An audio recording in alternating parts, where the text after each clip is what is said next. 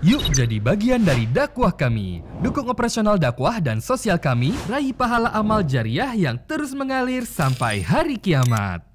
Pertanyaannya, bagaimana seharusnya sikap seorang muslim dalam menerima masukan-masukan terhadap dirinya? Tafadhol Ustaz. Ya, kalau ada teman-teman sekalian kita lakukan dari sesuatu yang salah, kemudian ada yang memberikan masukan kepada kita, baik individu ya, ataupun misalnya atas nama rame-rame, orang, yayasan, kelompok misalnya memberikan masukan, maka kita terima. Saya selalu melihat setiap kali ada kekeliruan yang kita lakukan, kemudian ada orang datang meluruskan kekeliruan tersebut, ini sebuah karunia yang luar biasa. Bentuk kasih sayang ke Allah kepada kita. Melalui dialah Allah ingatkan kita, kan gitu. Harusnya seorang muslim, dia menangkap ini sebagai sebuah pesan positif. Jangan dia malah melawan itu, gitu kan. Malah menentang, malah seakan-akan, enggak, saya salah pun tetap saya lawan itu tidak boleh. Ya. Harusnya seorang muslim itu bijaksana, dewasa. Ya. Dan semua orang bisa buat salah. Kata Nabi SAW, kullu ibn Adam khata'un wa khairu khata'in tawwabun. Semua anak Adam pasti salah dan sebaik-baik yang salah adalah segera bertaubat. Para nabi-nabi pernah buat salah enggak? Ada yang buat salah. Kan gitu. Kita tidak usah bicara nabi-nabi yang lain lah ya. Nabi Muhammad, antum kalau dengar baca tentang hadis syafaat ya. Hari kiamat nanti orang-orang kepanasan di masyarakat akan datang kepada Nabi Adam, datang kepada Nabi Nuh, datang kepada Nabi ya, Saleh, Syuaib dan seterusnya. Pernah dengar ya?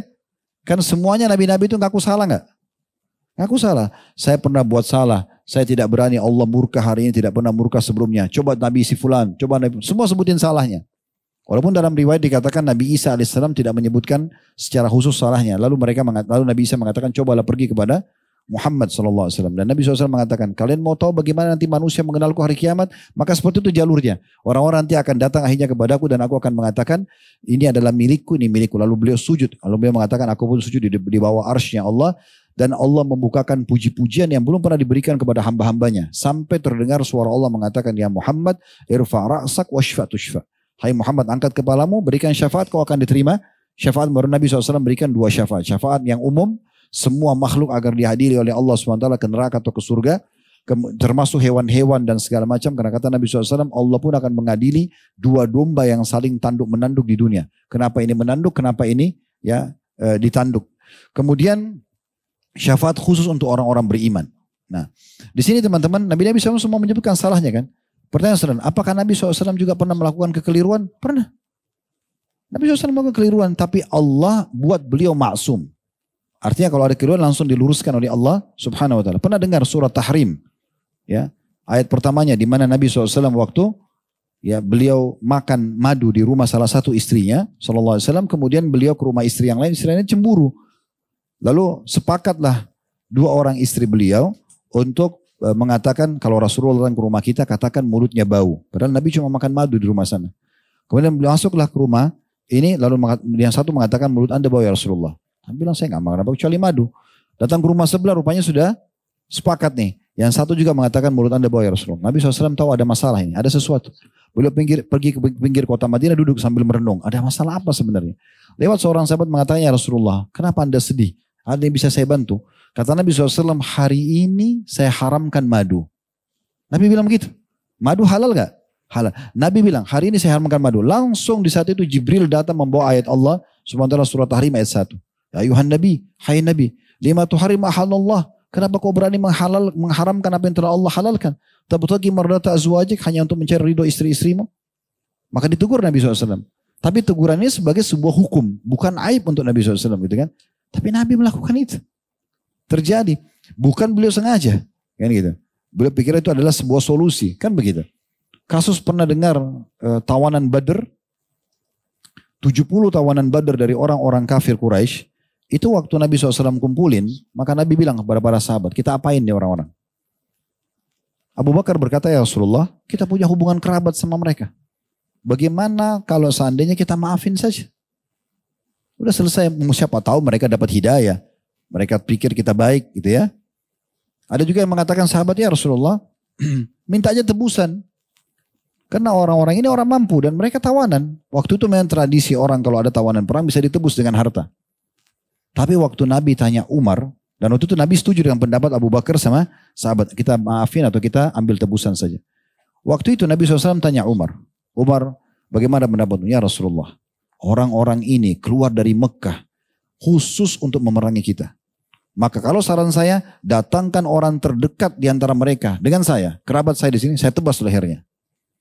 Datangkan yang terdekat sama Abu Bakar, suruh Abu Bakar tebas lehernya.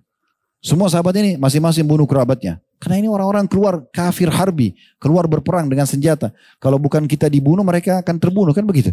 Ini bukan orang kafir yang sedang aman, tidak mengganggu muslimin, tidak. Ini memang keluar untuk berperang. Tapi Nabi SAW tidak cenderung dengan pendapat Umar. Beliau cenderung dengan pendapat sahabat yang lain. Turun firman Allah SWT pada saat itu mengingatkan. Dan mendukung pendapatnya Umar bin Khattab. Harusnya dihukum mati mereka. Karena mereka ini keluar berperang, memerangi muslimin. Kebetulan aja mereka tertawan. Bukan orang menyerahkan diri, bukan. Memang dia sedang berperang. Cuma kalah duel, ya, ketangkaplah dia. Artinya kalau dia tidak dikalahkan, maka dia akan membunuh otomatis gitu. Ya. Dan sudah menjadi sejarah. Dalam sejarah peperangan muslimin dengan orang muslim, selalu tawanan-tawanan muslim dihormati, dilayani dengan baik. Karena kata Nabi SAW berbuat baik kepada para tawanan gitu kan. Tapi kalau mereka tidak ada seperti itu. Tawanan umat Islam habis dibantai. Kan? Jangankan tawanan orang-orang sipil kayak sekarang di Palestina. Mereka tidak peduli perempuan, laki-laki. Islam tidak ada, dilarang bunuh anak-anak, dilarang bunuh perempuan. Gak boleh bunuh orang menyerah kan gitu. Tapi waktu itu Allah Subhanahu wa ta'ala menegur Nabi SAW. Kalau bukan karena keputusan Allah pada kalian, maksudnya sudah ada takdir Allah, maka pasti Allah akan menyentuhkan siksa atau hukum pada kalian. Maka Nabi SAW nangis sama Umar, sama Abu Bakar waktu itu berdua. Umar datang. Lalu Umar mengatakannya, Rasulullah, wahai Abu Bakar, apa yang membuat kalian menangis? Karena bagi Umar ini dua manusia terbaik. Kalau mereka nangis pasti ada sesuatu. Umar bilang, sampaikan saya supaya saya ikut menangis. Gitu kan? Maka kata Nabi SAW, telah turun firman Allah, hai Umar, mendukung pendapatmu. Maka Umar pun menangis pada saat itu. Dan ada kalau tidak salah 13 ayat Al-Quran ya, yang mendukung pendapat Umar radhiyallahu anhu. Contoh gitu kan. Tapi ini bukan aib. Bukan kekurangan. Karena kadang-kadang terjadi sesuatu menjadi hukum lah dia. Kan gitu. Nah seperti itu. Artinya kalau Nabi SAW salah apalagi kita. Kita kan bisa buat salah gitu kan. Cuma orang yang benar secara keimanan dan ilmu, kalau dia salah diingatkan, apakah secara individu ngomong, apakah di media, dia terima. Kan gitu. Para ulama, kalau kita bicara 4 imam mazhab saja teman-teman, kita akan temukan, antum kalau belajar, kami dulu waktu belajar fikih, di kota Madinah itu sering disampaikan tentang pendapat 4 ulama. Misalnya hukum menjual anjing, Imam Malik mengatakan haram, Imam Syafi'i mengatakan haram, Imam Ahmad mengatakan haram, Imam Abu Hanifah mengatakan ada rincian. Kalau anjing secara umum tidak boleh, tapi kalau anjing berburu boleh. Karena dasarnya dalam surah Al-Maidah surah 5 ayat 5 boleh menggunakan jasanya anjing berburu. Ya, yang biasa badannya bintik-bintik ya. Atau mungkin itu anjing berburu boleh dipakai. Berarti Imam Abu Hanifah mengatakan kalau boleh dipakai jasanya boleh juga dijual belikan. Itu pendapat perselisihan pendapat ulama gitu kan. Maka ada pendapat-pendapat yang berbeda. Tetapi kita temukan, saya dulu pernah baca begitu. Mungkin teman-teman juga bisa baca di buku-buku fikih. Tidak asing itu. Pendapat Imam Ahmad di satu hukum A. Kemudian keluar lagi pendapat selanjutnya, yang pendapat kedua, ini pendapat lama, ini pendapat baru. Gitu ya, qaul qadim, qaul jadid, biasa begitu dalam bahasa fikihnya ya. Imam Syafi'i punya pendapat lama, ada pendapat baru. Imam Malik mengatakan pendapat lama, pendapat baru. Berarti kan mereka bisa berbeda, bisa dulu salah atau menganggap itu sudah keliru, diperbaikin sekarang. Itu biasa saja. Sesuatu yang benar. Jadi kalau mau bijaksana, mau benar, apalagi mau lepas hisab hari kiamat, kita harus bisa menerima masukan. Walaupun dari orang yang lebih muda dari kita, walaupun misalnya dari istri, dari anak, biasa saja. Gitu kan? Kalau itu adalah kebenaran, benar itu lebih baik, lebih besar daripada segala sesuatunya. Kalau benar kita terima teman-teman sekalian. Ya. Dan ini saya lihat bentuk kasih sayang Allah Subhanahu Wa Taala kepada siapapun di antara kita, yang kalau dia buat salah, ya kemudian dia diingatkan oleh orang lain dan yang peringatan ini benar, maka itu bentuk kasih sayang Allah. Sebelum nanti dia dihisab hari kiamat kan gitu. Maka terima teman-teman. Berlapang dada untuk menerima masukan dari orang lain. Maka itu akan sangat baik. Dan tidak ada mustahil manusia yang gak bisa buat salah. Sudah kita kasih contoh tadi. Kan gitu. Umar bin Khattab pernah menarik fatwanya. Ya. Abu Hurairah pernah menarik fatwanya. Banyak sekali. Ya, sahabat-sahabat juga yang menarik fatwa-fatwa mereka. Karena tadinya mereka menyampaikan. Setelah itu mereka meluruskan kembali. Itu sudah umum. Itu sudah umum ya. Jadi kita coba berusaha lebih dewasa, lebih bijaksana. Kalau ada masukan kita anggap itu kasih sayang Allah, kita perbaiki. Kecuali kita benar, oke. Tidak masalah, kita bisa sampaikan argumentasi kita. Tapi kalau tidak, jangan teman-teman sekalian. Jangan bilang kepada anak, kamu kan anak kecil, kamu gak ngerti. Kamu istri kan saya suami, saya harus begini. Atau apalah, ya mungkin atasan dari bawahannya. Udahlah, kamu kan bawahan saya, gak usah saya dengarkan. Udah.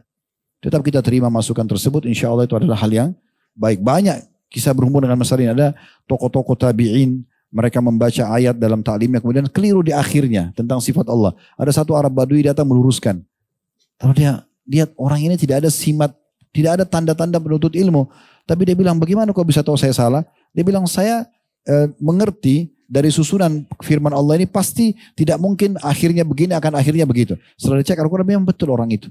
Tidak ada sesuatu. Dan dia menerima itu. Iyas Al-Muzani seorang tabi'in, dia bilang ada satu orang dulu di majelis saya. Dia tidak boleh bicara orang itu. 20 tahun saya pengajian, 20 tahun orang itu duduk dan tidak selalu dengar. Semua orang bertanya kecuali dia. Maka satu waktu saya tanya, kata Iyas. Iyas Al-Muzani ini teman-teman, kalau antum belum kenal, ini kalau mau diberikan perumpamaan orang cerdasnya tabi'in, itu adalah Iyas Al-Muzani. Kalau orang cerdasnya sahabat banyak, tapi diantaranya diberikan contoh Amr bin As misalnya, gitu kan. Tapi ini Iyas Al-Muzani luar biasa gitu, cerdas sekali sampai menjadi hakim karena cerdasnya. Yang jelas teman-teman sekalian, dia tanya orang itu, dia bilang kenapa kamu selama ini di majelis ilmu diam saja? Saya ingin tanya, maka orang itu mengatakan, kata Iyas, dia mengucapkan jawaban yang saya setelah itu selalu ucapkan menjadi sebuah kata mutiara dan hikmah di pengajian-pengajian saya. Dia mengatakan, saya dengarkan dengan kedua kuping saya, maka saya dapat manfaat. Dan saya diam, maka saya selamat. Artinya, kalau benar, saya terima. Kalau tidak benar, ya sudah. Ya, saya tolak saja. Kalau memang orang itu bisa dikasih masukan, kasih masukan. Jadi dia aman. Allah memberikan kita kuping dua, supaya kita lebih banyak mendengar daripada bicara. Mulutnya cuma satu. Orang kalau lebih banyak bicaranya susah, nggak mau dengar. Kupingnya sudah dua, nggak mau dengar masukan, ini susah. Gitu kan? Yang jadi repot, dan ini masalah besar nanti hari kiamat. Apalagi kalau berhubungan dengan hal-hal yang menyebar luas kepada masyarakat, kesalahan dan dibiarkan, ini jadi masalah. Nanti akhirnya jadi tuntutannya lebih besar lagi, ya lebih masalah. Allahu a'lam.